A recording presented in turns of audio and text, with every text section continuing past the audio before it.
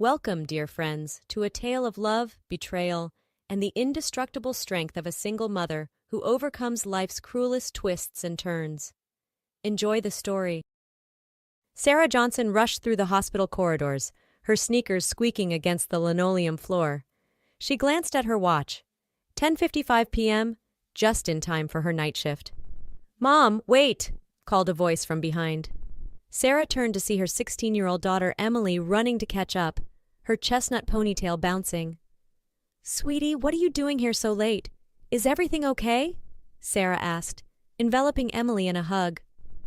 "I'm worried about you, Mom," Emily said softly.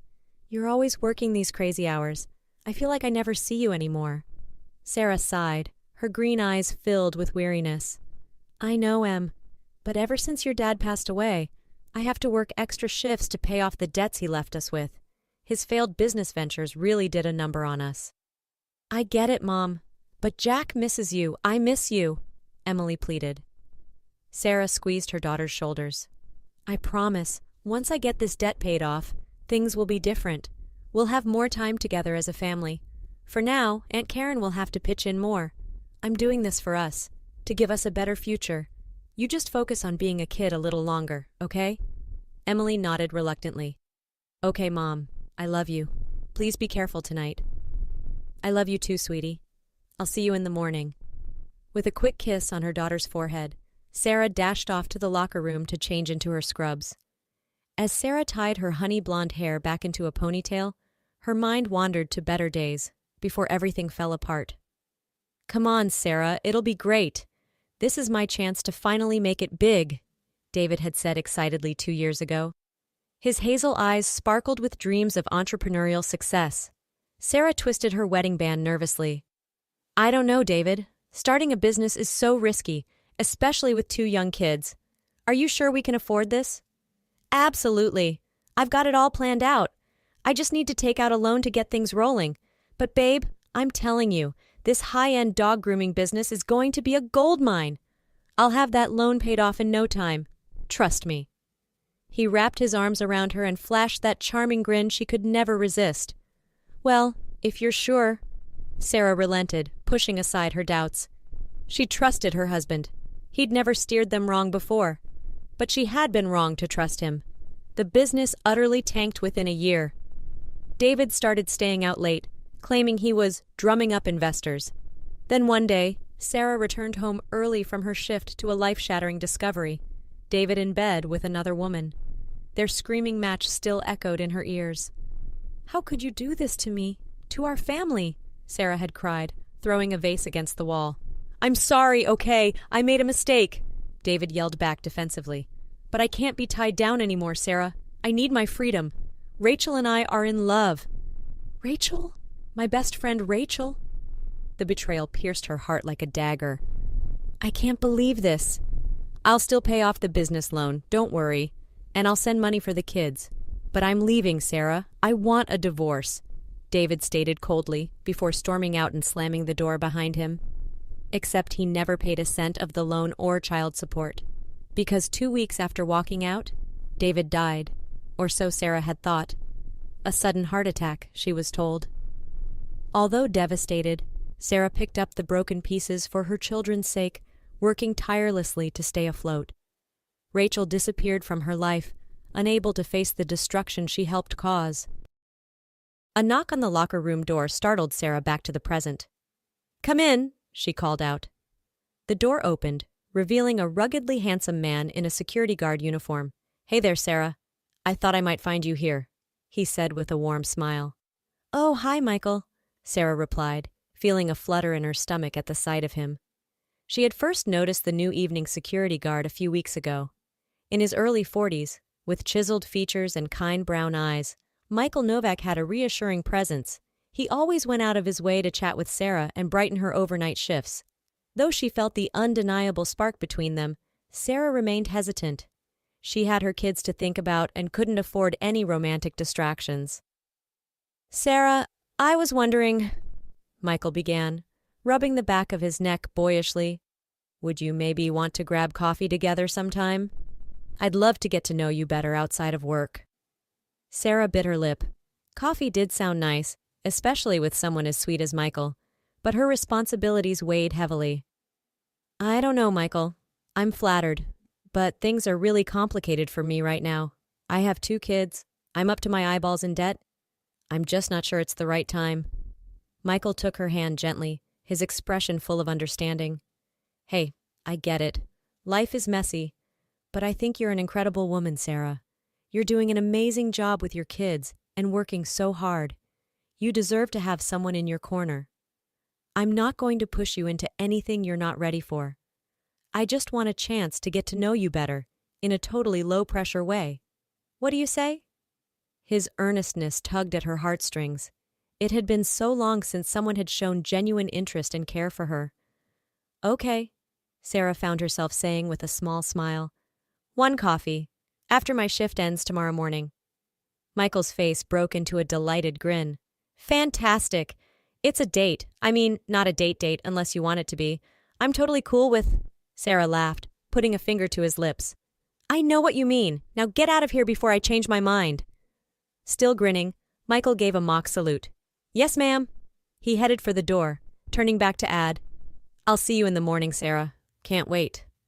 With a wink, he departed. Shaking her head in amusement, Sarah finished changing into her scrubs. She had to admit, the prospect of coffee with Michael filled her with a warm, fuzzy feeling she hadn't experienced in years. Maybe, just maybe, she could carve out a little sliver of happiness for herself amidst the chaos of single motherhood and financial strain. She owed herself that much. With a determined nod, Sarah headed out to begin her shift, a new lightness in her step. 4 hours later, the wail of ambulance sirens pierced the 3 a.m. calm. Sarah rushed to the ER entrance as a gurney was wheeled in bearing a bloodied man. What do we have? She asked urgently, taking in the patient's battered state. Her eyes widened as she realized she recognized the black hair and chiseled jaw beneath the bruises and grime. Oh my God, David?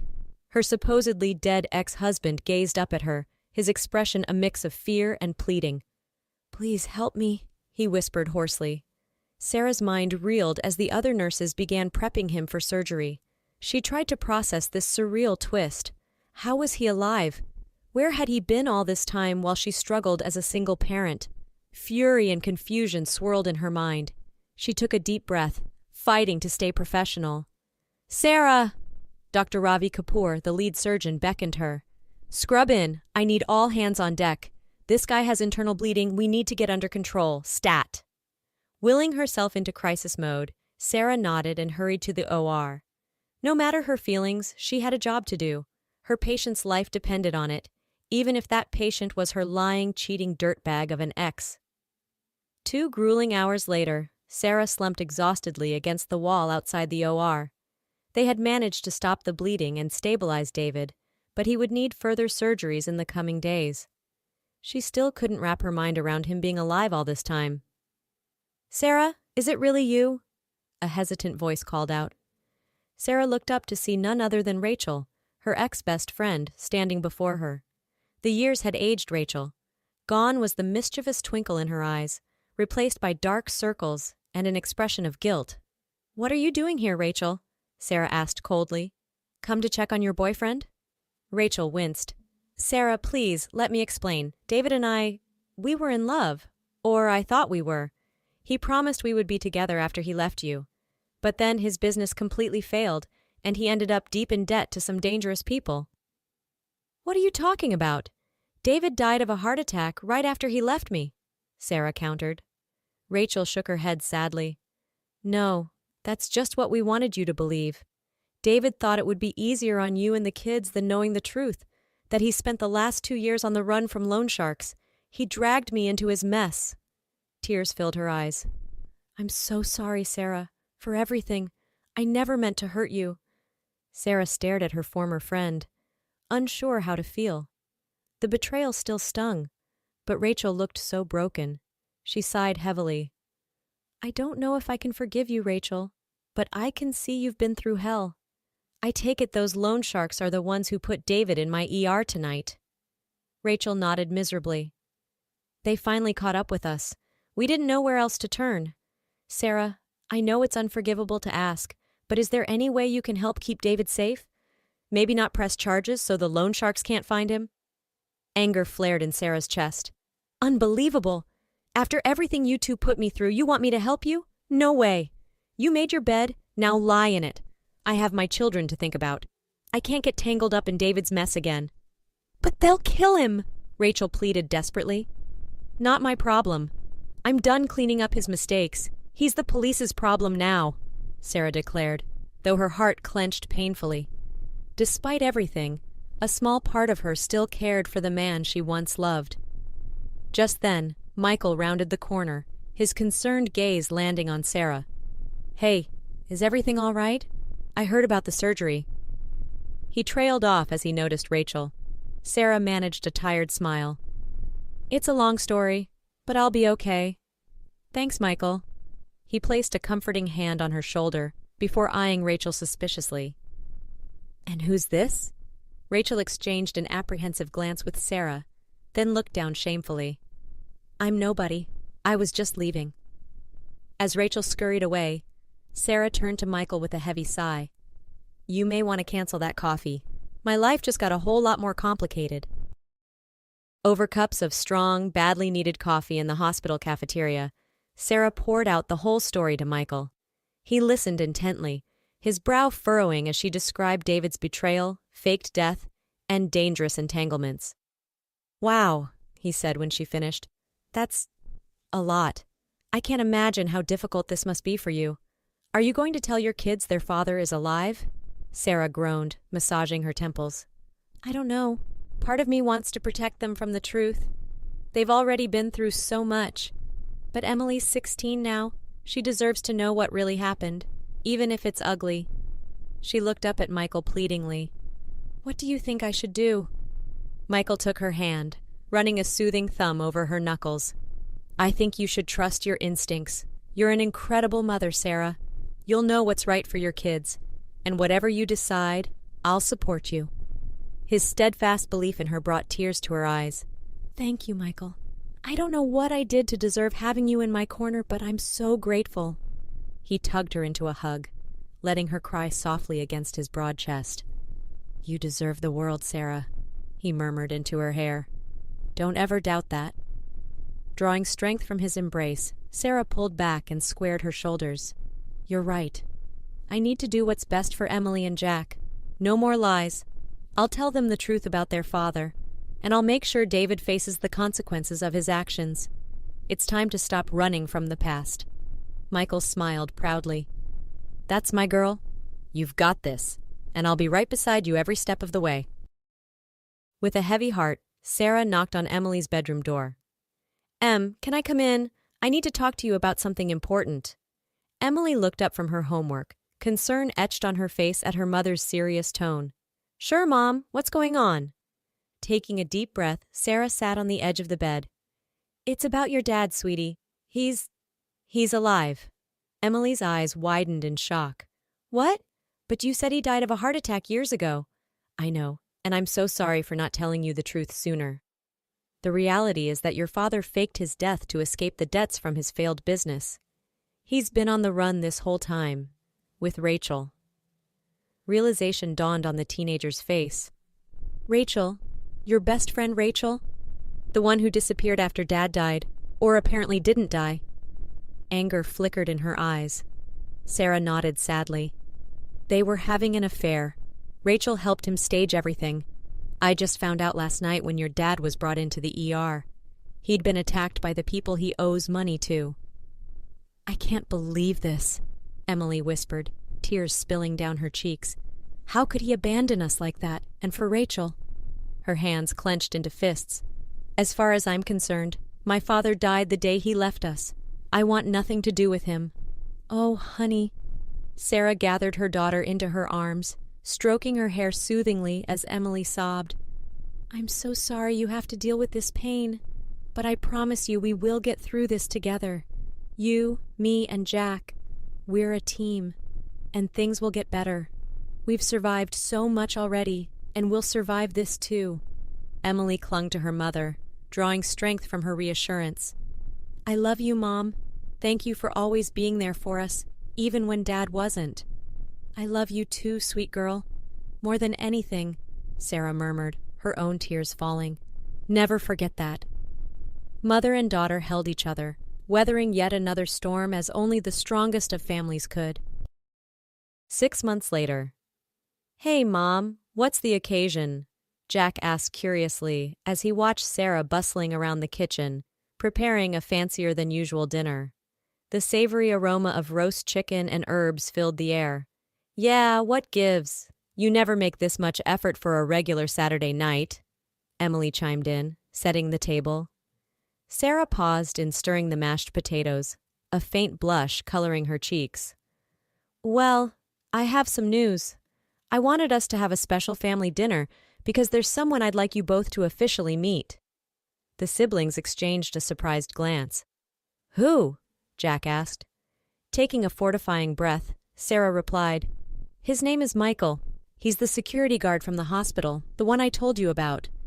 We've been seeing each other for a few months now, and things have gotten serious. I didn't want to introduce him until I was sure, but I think he might be the one. Emily's eyebrows shot up. Wow, Mom, that's big. Do we have to call him Dad? Jack wrinkled his nose. No, of course not, Sarah assured him. Michael knows he could never replace your father, but he cares about me, and he cares about you kids. He makes me really happy. I hope you'll give him a chance. The teenagers looked at each other, then back at their mother. If he's good to you and to us, then I'm willing to give him a shot, Emily decided. You deserve to be happy, Mom. Yeah, me too, Jack agreed. But if he breaks your heart, I'm unleashing my foam dart arsenal on him. Sarah laughed, pulling her kids into a hug. I have the best children in the world, you know that? And don't worry, if he breaks my heart, I'll be right beside you with a super soaker. The happy moment was interrupted by the doorbell. Sarah smoothed her hair nervously. That'll be him. Be nice, okay? We'll be on our best behavior, Emily promised, crossing her fingers behind her back. Sarah hurried to answer the door while the kids snickered. She returned a moment later with Michael in tow. Emily, Jack, I'd like you to meet Michael. Michael, these are my amazing kids. Sarah introduced them, her eyes shining with love and hope. It's great to finally meet you both, Michael said warmly, shaking their hands. Your mom talks about you all the time. I can see why she's so proud. Jack grinned. I like him already. Do you play video games, Michael? I've been known to crush a game of Fortnite now and then, Michael winked conspiratorially. Okay, he's cool, Jack declared. Jack, you can interrogate Michael about his gaming skills later, Sarah laughed. Let's eat before the food gets cold. As the new quartet settled around the table, passing dishes and sharing stories, Sarah felt her heart swell with contentment.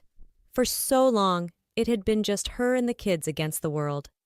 But now, watching her children start to welcome Michael into their lives, she could envision a brighter future, one filled with love, laughter, and the healing power of second chances. Soft music filled the rustic barn, strung with twinkling fairy lights. Sarah stood in front of a floor-length mirror, scarcely able to believe the radiant bride gazing back at her. Her simple ivory gown hugged her curves, the lace sleeves grazing her wrists. Emily stood behind her, carefully pinning a flowered comb into Sarah's curled updo. Mom, you look stunning, Emily said, her eyes misty. Michael won't be able to take his eyes off you. Sarah reached back to squeeze her daughter's hand. Thank you, honey, for everything. I couldn't have gotten through these past few years without you. That's what family's for, Emily replied with a smile. Now let's get you married. The barn doors opened, revealing the small gathering of friends and family. Michael stood at the end of the aisle, looking dashing in his dark gray suit. His face lit up as Sarah appeared, escorted by a beaming Jack. As she reached the altar, Michael took her hands in his. You are the most beautiful sight I've ever seen, he murmured reverently. Sarah's heart swelled with love and gratitude. She thought back to the broken woman she had been a year ago, drowning in debt and betrayal. Now, thanks to Michael's unwavering love and support, she had found her way back to happiness. The couple exchanged heartfelt vows, pledging their devotion and partnership in whatever trials lay ahead. When they were pronounced husband and wife, The barn erupted in cheers. Sarah pulled Michael down for a kiss, sealing their new beginning. As the reception got into full swing, Sarah watched contentedly as her new husband spun Emily around the dance floor and matched Jack forkful for forkful of wedding cake. Her family was whole again, different than before, but so much stronger. Rachel approached tentatively, offering a small smile. "Congratulations, Sarah. I'm really happy for you." Sarah searched her heart and found the resentment she once clung to had faded. "Thank you, Rachel. I hope you find your own happiness someday." Rachel nodded gratefully and slipped back into the crowd. Sarah knew forgiveness would be a long road, but she was ready to take the first step. A familiar song came on, and Michael appeared at her elbow with a mischievous grin. "I believe I owe my wife a dance. Shall we?" Laughing, Sarah let him lead her onto the floor. In the circle of his arms, swaying to the music, all was right in her world at last. The gavel's bang echoed through the courtroom.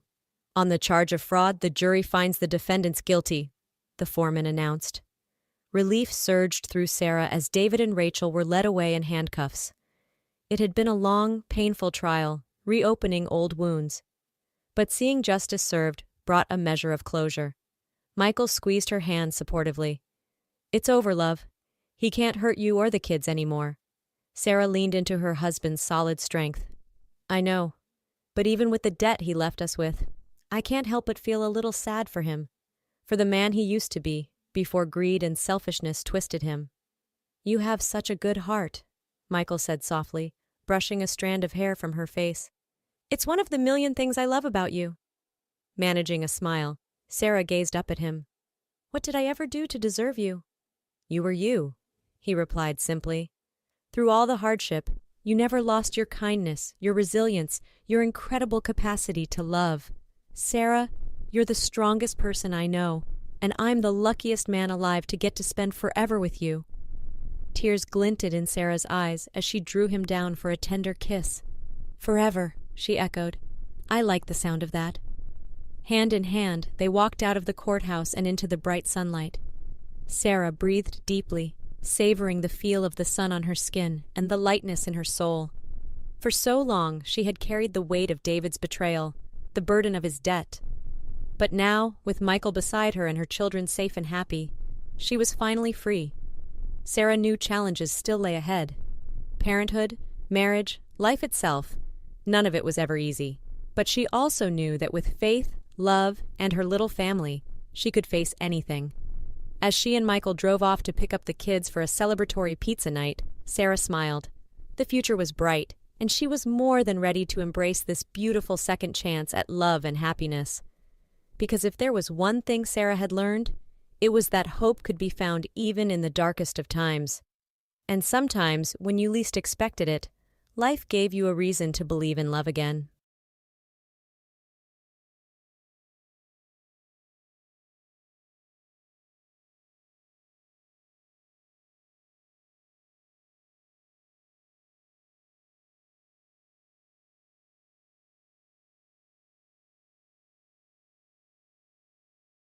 "All right, everyone's presentations are done," Nick, the manager, said as he tried to move the discussion forward. "Excuse me, I haven't. I recently found out something." Nick interrupted me and began to speak. "There's apparently someone in this department who didn't graduate high school and is just a part-timer. Meetings should be for employees only." "Absolutely right." His lackey, Mike, of course, agreed with Nick. "I'm leaving." After leaving the meeting room, I started to shut down my computer. I noticed that an email had arrived, not in my personal inbox, but in the company's shared email. Thinking, there's no point in speaking up, no one will listen, I went home quietly. The next day, I heard a commotion from Nick's desk. He was staring at his computer screen, his face pale. "Nick, is something wrong?" Mike looked at the screen with him. And he turned even paler than Nick. Why is he so angry? Knowing the reason for Mike's distress, I thought to myself, serves them right. My name is Adam. My mother passed away when I was in the 9th grade, and I was raised by my father. Well, you could hardly call it being raised. After my mother passed, my father changed. He drowned his sorrows in alcohol, and though he still went to work, he squandered our living expenses on horse racing. Because of that, I had to start working part-time as soon as I entered high school. Every month, I went to the convenience store with bills in hand that couldn't be auto-deducted from my father's account. Even though I endured it because I didn't want to be alone, I reached my limit in my second year of high school and dropped out. I found a live-in job at a distant inn. Thank you for everything.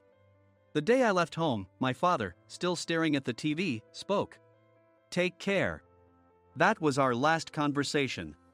Back then, 18 wasn't the age of majority, so I needed my father's permission to work, and I couldn't hide my place of employment. Yet, my father never visited me even once. I kept working just to survive, and before I knew it, I was 42. Years of hard work paid off, and I was transferred to the headquarters. I was thrilled to be recognized by the company, as I thought I'd be working in the field until retirement due to my lack of formal education. Listen up. Our work can change the future of our employees. Don't drag us down. On my first day after the transfer, Nick, dressed in an expensive suit, spoke sternly. There was a reason for this. Our inn was located in a prominent tourist destination, known so well that everyone in the state could sing its commercial jingle. At its peak, we had 5 locations within the state. But that was long ago. Due to financial difficulties and aging facilities, only the place where I had worked for many years and the original establishment remained. I was prepared to lose my job anytime, but now there was a glimmer of hope. With the rise of social media, the tourist area where the inn was located started gaining attention again. Depending on how hard the sales department, where I was transferred, worked, we could either thrive or be forced to give up this prime location to the new hotel chains continuously popping up. For Nick, who had switched careers from another industry to strengthen our sales, this was a battle he couldn't afford to lose. I understood why he had to be strict. I will do my best. Nick sneered at my enthusiastic declaration. Did you not hear what I said? I'm sorry. I thought I was listening carefully. Out of habit from years of customer service, I apologized reflexively, though I had no idea what had offended him. Someone was watching me with a smirk. In this department, there are those who are expected to excel and those who have been shoved here because they have nowhere else to go. You are the latter. It was Mike, the section chief. He's 7 years younger, at 35. But he was called to headquarters much earlier than I was and had been moving around within the headquarters ever since.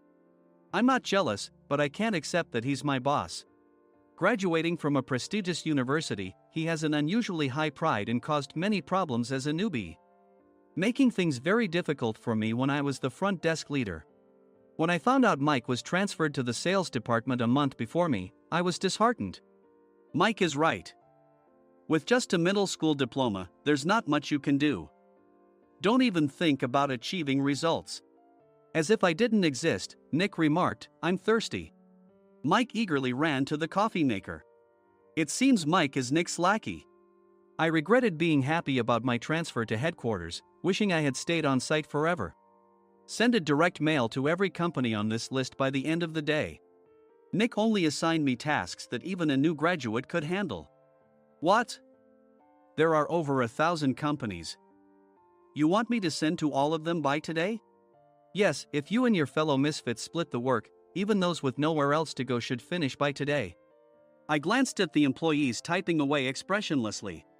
They were worn out from customer service, only thinking about leaving on time, or were women reassigned after having children, with zero motivation for work. Even Sam, a new graduate from the same university as Mike, who was supposed to be among the expected achievers, had no enthusiasm for the job, having joined the company wanting to do customer service. I don't care what they say, I plan to quit anytime, he said. Only Nick and Mike were highly motivated, making all the decisions between the two of them. I originally only wanted to work at the inn to survive and had no particular attachment to this job. I swallowed my words, thinking I had no right to reprimand them. About a month after the transfer, Nick told us with a frustrated look. To commemorate the 50th anniversary, we've decided to create a plan exclusive for one group per day. Originally, Mike and I were supposed to come up with it, but our president, Mr. Thompson, insists on hearing everyone's opinions. So, you all get a chance. As Nick explained, Mike began handing out prints. Make sure not to embarrass Nick. If your ideas are half-baked, you'll have to redo them. It seemed that they had printed his handwritten notes by Mr. Thompson, which included several questions and a section for free responses. It made sense why Nick had to seek our input, given that all responses had to be submitted to Mr. Thompson. We were given a week to think about it, and a meeting was scheduled to compile our ideas. My plan is to let guests enjoy both the old and modern America. Nick began the presentations. Guests would watch a master confectioner at a nearby traditional sweet shop make sweets in front of them. The welcome drink would be premium tea in a bottle. Nick's plan was certainly attractive. After his presentation, Nick called on us to present in the order we were seated. Just as I stood up for my turn. All right, everyone's presentations are done. Excuse me, I haven't. I recently found out something. Nick interrupted me. There's someone in this department who didn't graduate high school and is just a part-timer. He was likely talking about me. I joined the company as a part-timer and was made a full-time employee when I turned 20. That was 20 years ago, so Nick and Mike probably had no chance to know until recently. Meetings should be for employees only. Absolutely right. After that, Nick kept creating opportunities to solicit everyone's opinions, purposefully excluding me from speaking. The meeting unexpectedly heated up and went past the scheduled end time. A few people asked to leave, and the discussion continued with the remaining few. Still here? Normally, you'd leave in that situation. Though I had no attachment to the job initially, hearing kind words from customers made me want to make them happier. For someone like me, with nowhere to go, the inn was my home and customer service was my life. I felt pathetic about my current self. I'm leaving. I left the conference room and started shutting down my computer. I noticed an email had arrived, not in my personal inbox, but in the company's shared email. Thinking no one would listen to what I had to say anyway, I quietly went home. The next day, while preparing the DM as instructed, I heard a commotion from Nick's desk. In his haste to stand up, he hit his knee on the desk. He stared at his computer screen, his face pale. Nick! What's wrong? Mike, thinking he should be the first to rush over, approached Nick while still wearing his coat. He peered at the screen with Nick. And he turned even paler than Nick. Why is he so angry? Who is responsible for this company? Nick, more irritated than ever, asked, and Mike answered without checking. Probably Sam. Sam wasn't there because he was attending a morning training session for new hires. Nick gave up on getting angry and returned his gaze to the screen. They were looking at an email that arrived right after the end of the working day yesterday. Apparently, no one, including me, had checked it before leaving. The email was from a large company that used us for their annual employee trips. The president and executives of that company also frequently used our services personally. President of the company, Mr. Mason himself had declared that neither he nor his company would ever use our services again. Well, some companies cancel their employee trips or stop using our services due to financial struggles. Let's just move on. Mike kept wiping the sweat from his forehead with a handkerchief. Knowing why Mike was so agitated, I quietly watched their interaction. Do you know how much revenue we get from that company? We can find other guests to fill the rooms, but we'll lose the banquet costs, gift shop revenue, rental car fees, and more. Moreover, the gifts were supposed to be prepared by the traditional confectionery shop involved in Nick's proposed plan.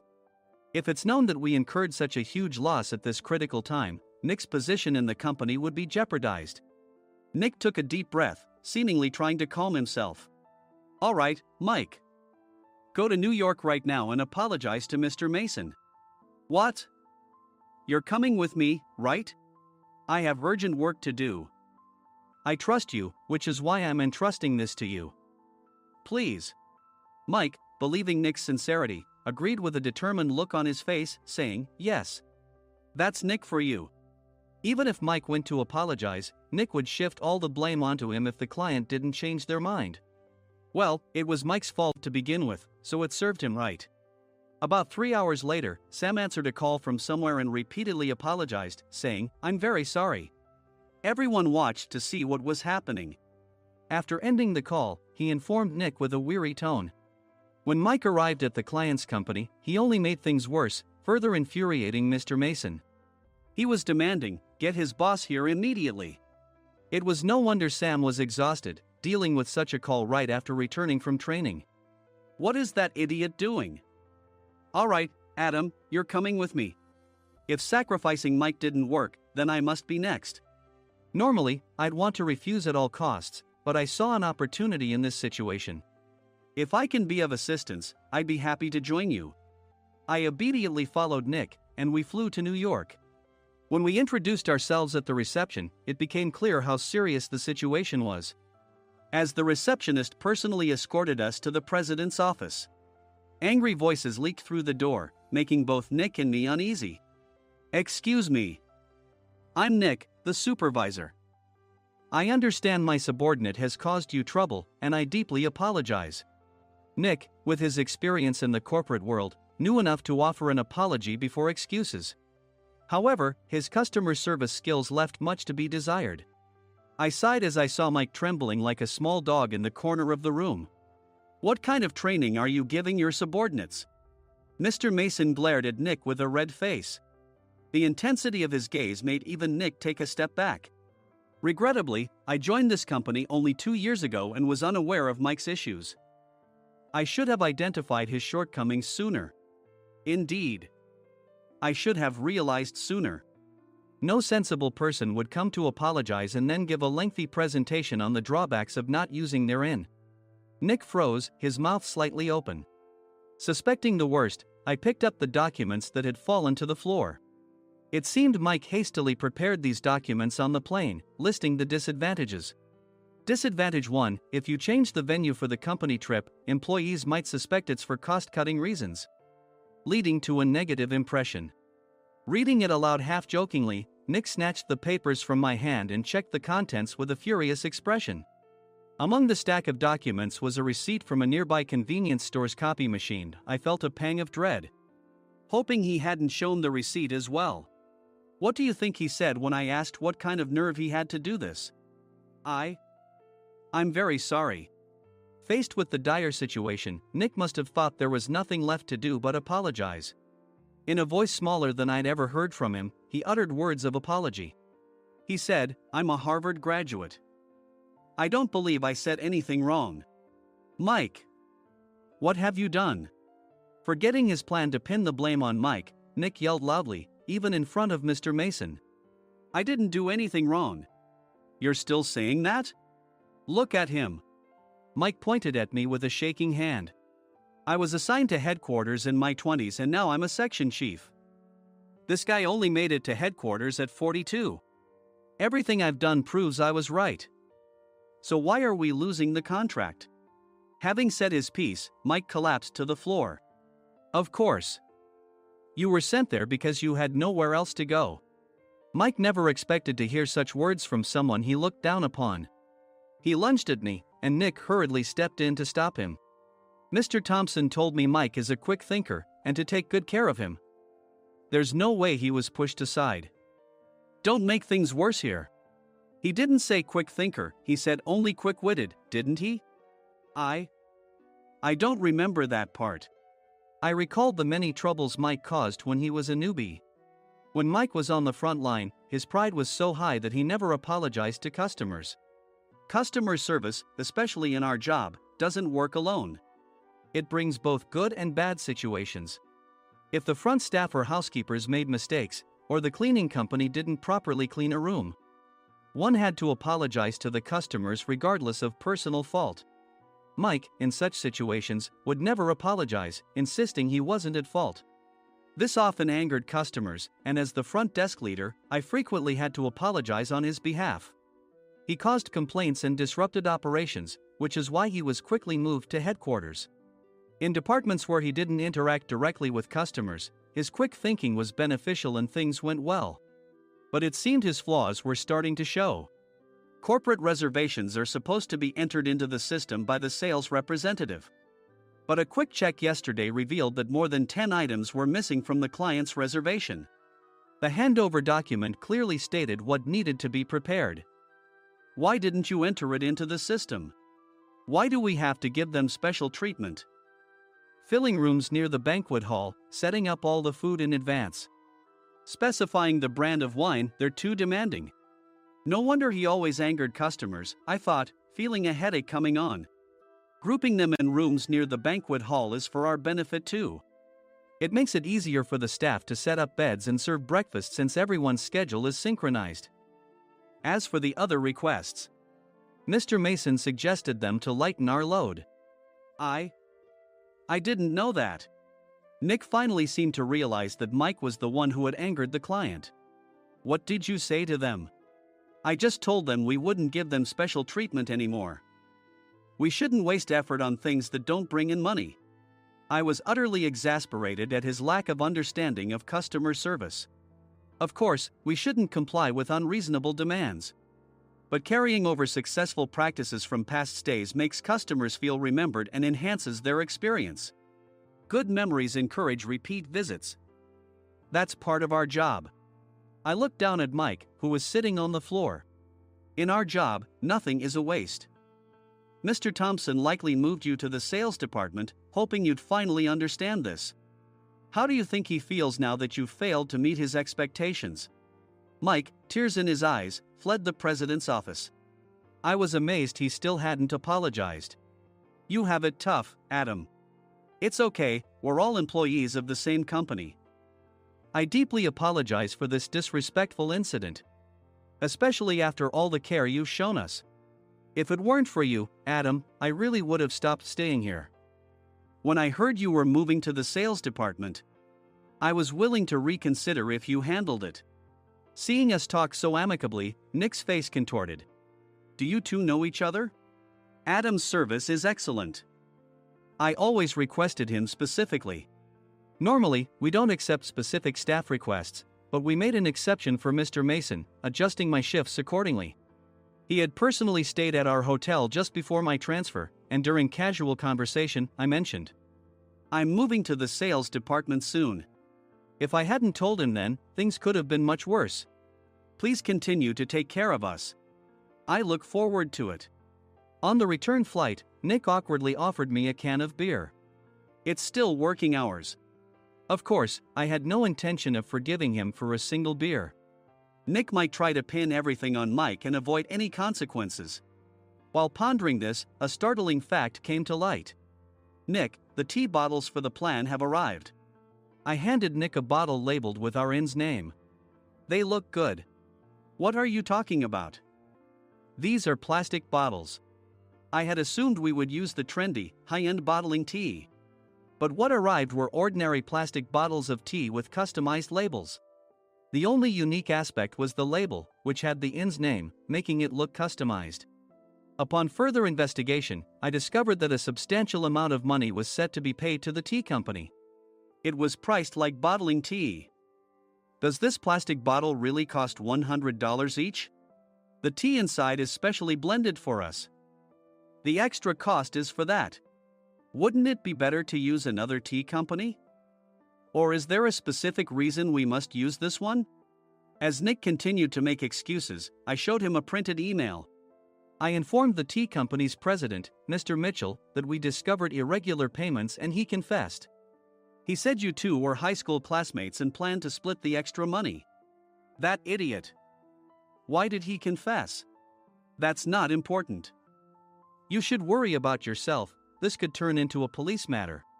Opening the bottle cap, I suggested. How about calming down with this tea?